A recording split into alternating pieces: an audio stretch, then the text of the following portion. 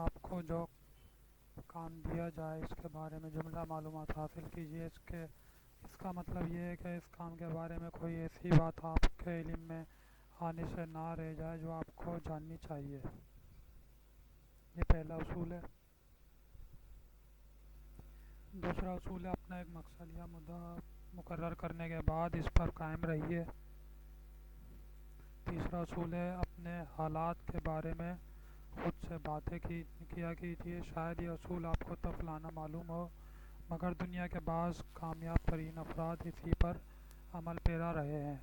ان کے بیان کے مطابق اس طرح جوش اور ولولے میں اضافہ ہوتا ہے۔ چوتھا اصول ہے خود کو اس طرح سوچنے کا عادی بنایا جائے کہ مجھے دوسروں کی خدمت کرنی ہے۔ ارسطو نے ایک جگہ لکھا ہے، میں ہر انسان کے لیے روشن خیال خود غرضی لازمی سمجھتا ہوں۔ اس قسم کی خود غرضی بڑی ضروری ہے۔ پانچواں اصول ہے شوق اور ولولہ رکھنے والے انسانوں سے ملنا جلنا چاہیے اور ان سے میل جول بڑھانا چاہیے۔ ان کا کچھ نہ کچھ اثر آپ پر بھی ضرور پڑے گا۔ ایمرسن نے ایک جگہ لکھا ہے، میں ایسے انسان تلاش کرتا رہتا ہوں جو مجھے متاثر کر کے مجھ سے وہ کام انجام دلوائیں جن کی تکمیل کا میں اہل ہوں۔ چھٹا اصول ہے خود کو شوق پیدا کرنے اور ولولے سے کام کرنے پر مجبور کیجیے۔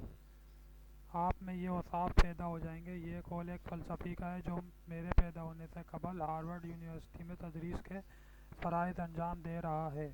اس کا نام ولیم جیمز ہے اور وہ فلسفے کا مسلمہ استاد ہے۔